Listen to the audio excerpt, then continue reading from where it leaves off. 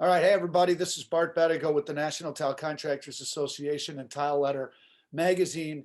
We're excited to have with us a guest today. It's Tom Habelt. Is it Habelt or it's Habelt, right, Tom? Habelt. Habelt. See, of course, give me one chance to get it right or wrong, and I get it wrong. So it's Tom Habelt of Habelt Custom Tile. I love the hat. I love the beard, and you're looking great. I'm excited to have you.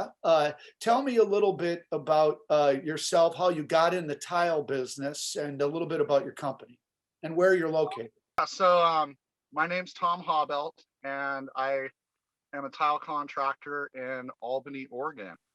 And I started my company. Oh, I've been in business since 2012. Recently rebranded through some personal things that happened in my life.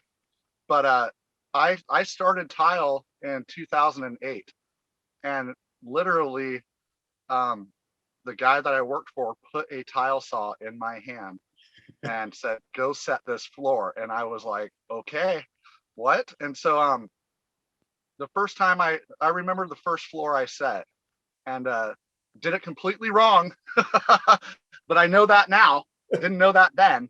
And What made you pick that? Were you just looking for a gig, or what made you pick tile? well, the guy I worked for owned he owns about 50 or 60 different properties. So he's an entrepreneur. And so we did everything. We did all surfaces, everything in the construction industry. I was dabbling in with him. Okay. And out of everything I've done, I just fell in love with tile, and instantly I was good at it. And so that's where it all started.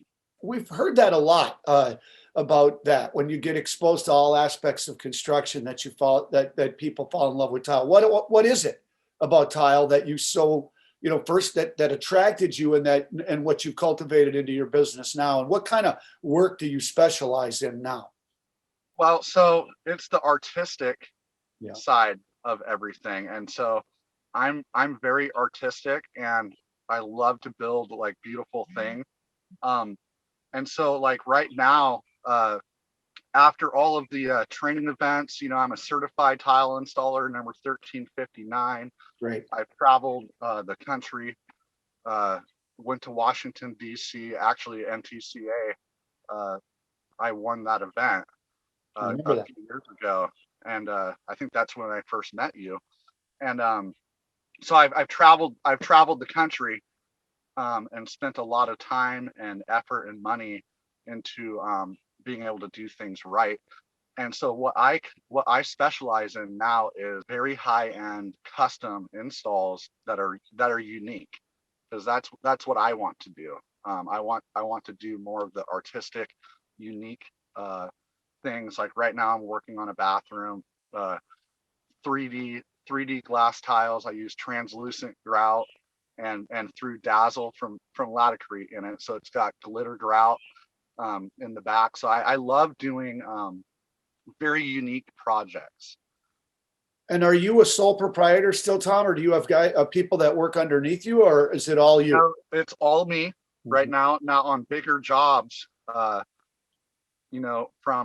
from our tile community on Facebook, like GTP and Tile Geeks and all of that.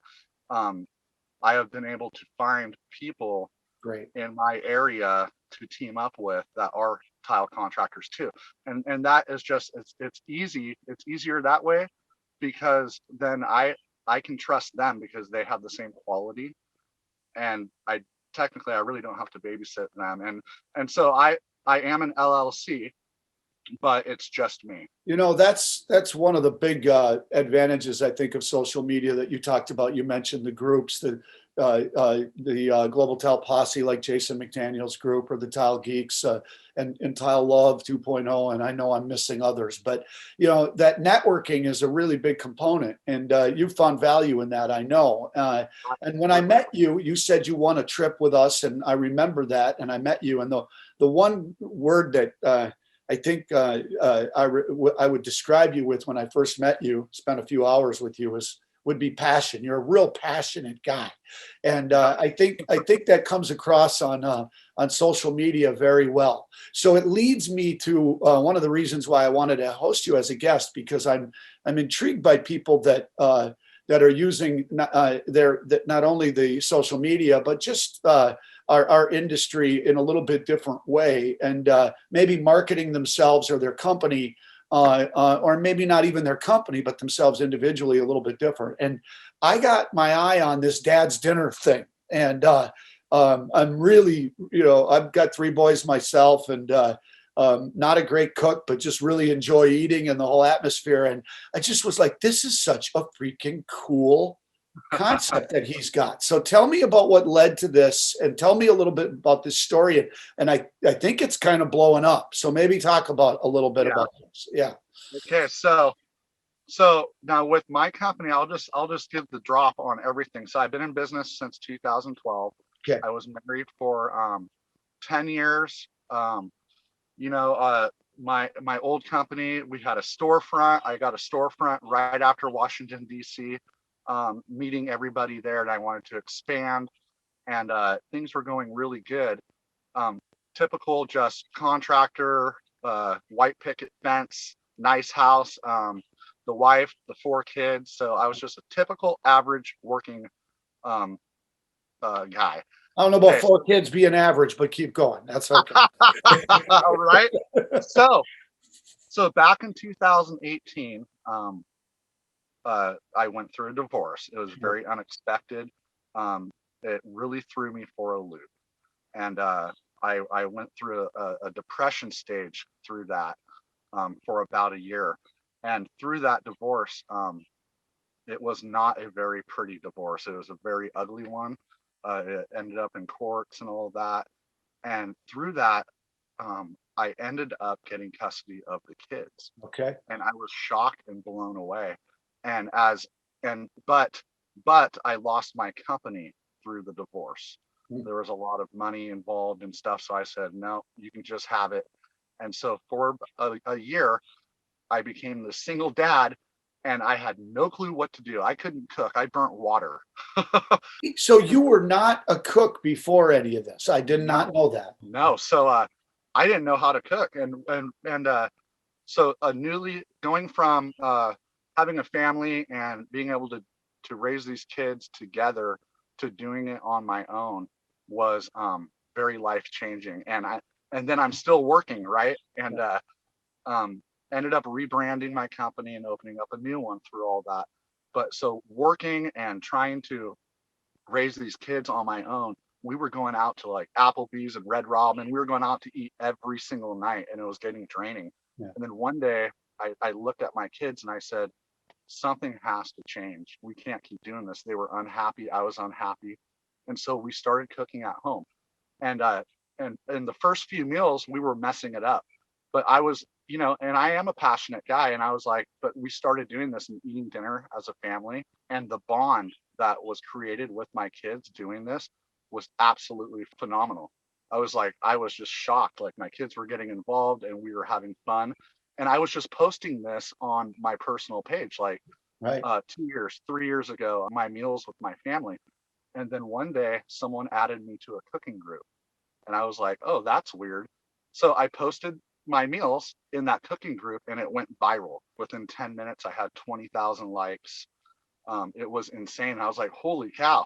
And so 2 weeks later, I made Dad's Dinners.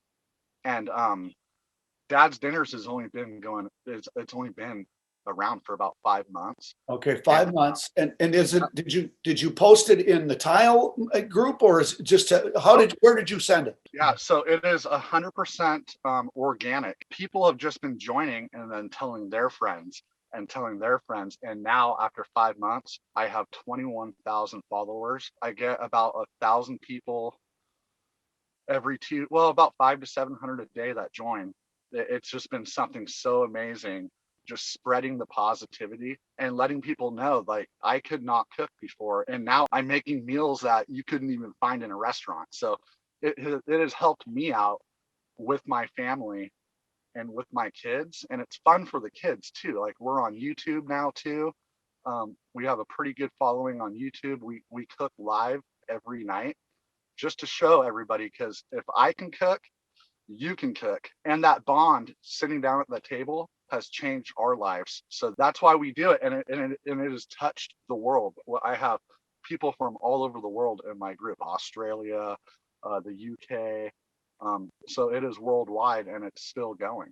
How old are your kids now, Tom? Tell me a little So bit about the kids.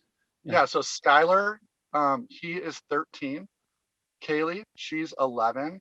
And Jackson and Parker are twins and they are 9. Wow. And I know it's really cool that you engage them. They help you. You know, they're like your sous chefs, I guess, if you Yeah. will. Are they participating in dinner ideas now too? How do you keep this jive going? Yeah, absolutely. Absolutely. So we'll just decide what kind of sounds good. And then I'll kind of put a twist on it to make it fun and make it a little unique. We have some recipes that are kind of family recipes. They've gone viral and people are cooking our family recipes all over the world. And one of them is cauliflower surprise. And that thing has taken off. And that's something my dad made up. He's a retired firefighter, and it was a firehouse recipe. So I've been eating it all my life, and then so I take some of these recipes that I've been eating all of my life, and then they're pretty intriguing. So it's a pretty cool thing. No, it's just a great concept, and I applaud you for it. I think what you're showing is that there is a life for us tile guys, after hours. And as a single dad, I guess I'm going to ask you, how do you manage it? How are you juggling Oh, all of it, this? it And ain't easy, I mean, So yeah, I don't sit down. I sit down at about 9 o'clock at night because I get up and I take the kids. Now they're finally back in school. With COVID, it was all virtual learning. So my parents have been helping out. Uh, so I get up, like my normal schedules, get up, get those kids to my parents, come back, hop in my work van, go work all day, and then come pick them up. And then we go to the grocery store and then get dinner on the table. And then we have our nighttime routine, and then we just keep doing it. So I have a really good routine, but it took me a long time to be able to come up with a comfortable routine. it takes some real discipline. I also notice now that I think it's probably Skylar, your oldest, but you're starting to get or bring him or one of your children onto the job site. Did I see that recently? Tell me a little bit about Absolutely. that. Yeah, Yeah. Skylar, he's going to be 14 um, this month on the 26th. So on Wednesdays they don't have school.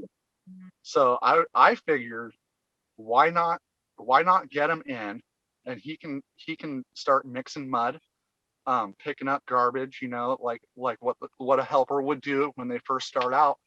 And that's going to give him an opportunity, if he chooses um, to to to be a tile contractor eventually, if that's what he chooses. But like for me, I know that there is a lot of opportunity in this industry to make a very good living. So I want to be able to offer that to my kids. So that age, I felt like, this is a great opportunity, and we've bonded at the dinner table, but now I can show him how to work, and we can have a little better bond, working together.